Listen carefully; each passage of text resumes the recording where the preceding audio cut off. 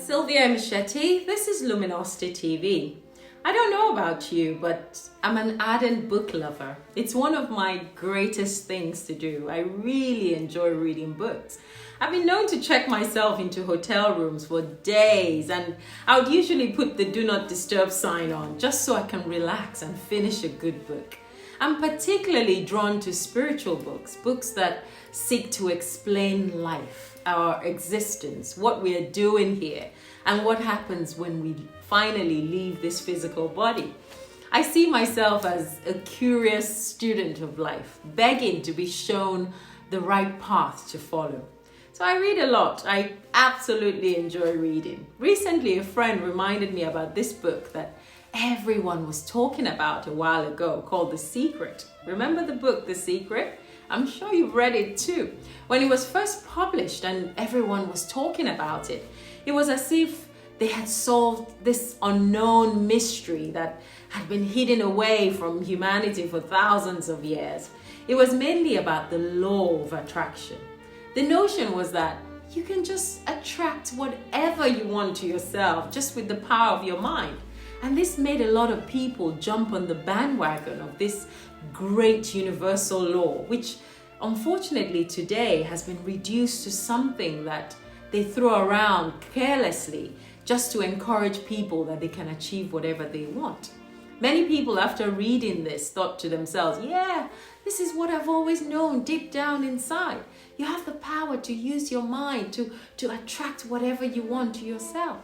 Yes, it did remind them about an eternal law that every human spirit should already know deep down in their core. In fact, resonated with a lot of people.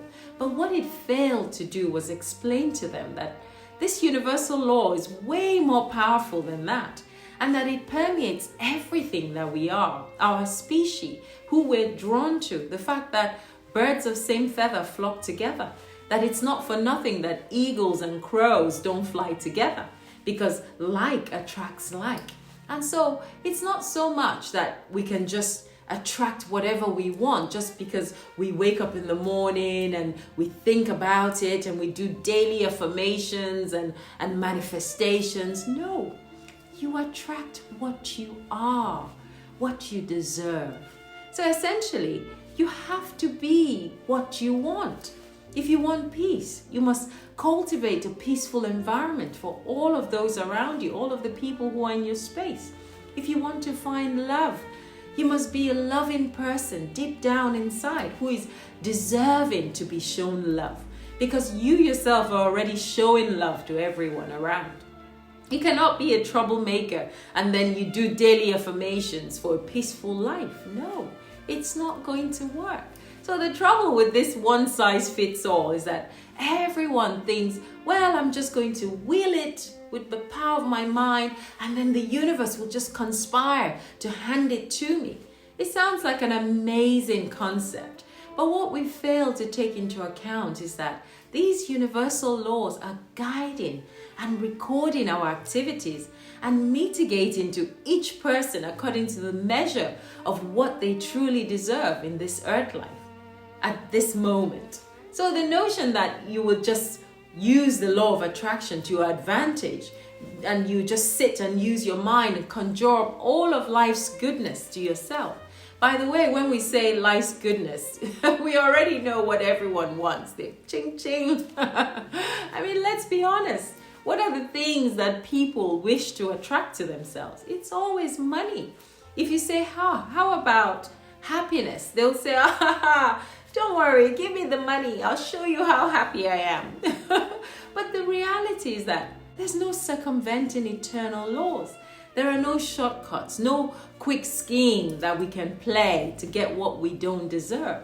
The laws of this creation cannot be mocked. Each of us, with all of our manifestations and our daily incantations and projections, we will only ever get what we truly deserve. So my friend and I were just saying that after over 10 years of reading that book, how many people in the world have actually manifested their desires using that law of attraction and actually been able to use it to their advantage? Our love of ease means that We are always looking for the option that's the easiest, that sounds the easiest, with minimal or no effort. To get everything that we want, we're just going to think about it, or constantly think about it, and it will come to you. But this might come as a surprise to a lot of people. And I know every time I mention this amongst friends, they say, no, that's not possible, that's not me. But the reality is that even with all of our daily affirmations and all of our hard work, I work 9 to 5, I work 9 to 10 hours a day, not all of us will be entitled to wealth and riches in this earth life. In fact, some people have requested before they were incarnated on earth, they've requested that not to have too much money this time, just enough to live by, because the last time they squandered the opportunity that they were given. And they deviated from the path they were supposed to follow to be able to find happiness because of their ego and vanity and self-worship at the time.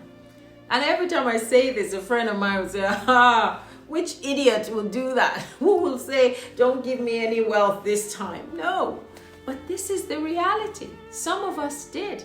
And for some of us, we want wealth. We keep wanting this wealth. It's coming. It's coming to test us. Yet again, whether it is possible to have it and still be humble and still humble ourselves and stay on the right road, or whether once again we will fall prey to our inflated ego and vanity. I can just feel some of you saying, yes, that's me, bring it. Come and test me, I'll pass. We always assume that the mind is the most powerful tool that controls everything. You're not here because of your mind or your body. They're here because you are here as a spiritual consciousness.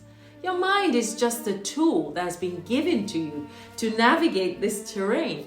And your body is just that vehicle that is driving your spirit around. So the mind only produces thoughts, but you are still subject to the eternal laws that guide everything, including all of those thoughts as well. We think too much, and most times we're thinking of mundane and selfish things. If we were so good at using the law of attraction by now, we should have attracted more peace into the world. We should have attracted less war, less poverty, less envy, less greed. Why aren't we using the law of attraction for that? This is because this is a spiritual law. And you cannot manipulate it for your own earthly means and earthly gains to acquire more stuff, probably to the detriment of your fellow human beings. I have 4 shoes. And there's how many days in the week? There's 7 days in the week. How about I use the law of attraction to attract 3 more shoes to myself to complete my set? So I'll have one every day of the week. I mean, how nonsensical is it for us human beings to take such a huge spiritual concept beyond our earthly comprehension with our limited intellect and commonize it as a tool? Every day, join our masterclass on YouTube and Facebook. Come, let's show you how to use the law of attraction to attract anything you want. It's not a secret. It's a universal spiritual law working automatically and independently. So until we realize that this law of attraction is actually the attraction of similar species, where greedy people, for instance, will find themselves in the company of more greedy ones, and peaceful people will always gravitate towards other peace-loving people. You simply attract you. There's no magic to it. We forget the choices we've made even from previous earth lives, which now affects the life we're living now, the country we're born into, the person we're married to, the job that we gravitate towards, the things we love to do, our hobbies. All of us just wants to use the law of attraction to bring in whatever we want. I often wonder, how about that child who's born in war-torn Syria? Will he manifest £1 million to himself, for instance, with the power of his mind? How about we ask ourselves, why was he born in Syria in the first place? Why is he experiencing any suffering at all in the first place? Our big egos thinks, well, it's down to our little minds to do the job. If my mind was so powerful and not affected by other higher powers, other higher factors, do you think I'll be here? I would have manifested myself to paradise by now with the power of my mind. And we know that's absolutely impossible. So until next time, forget trying to attract what you want in life. Just be the change that you want to see.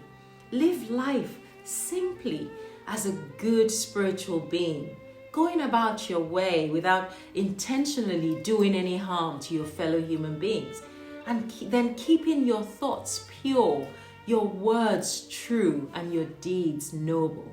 And then whatever you truly deserve will find you, even if you're under a rock. Bye for now.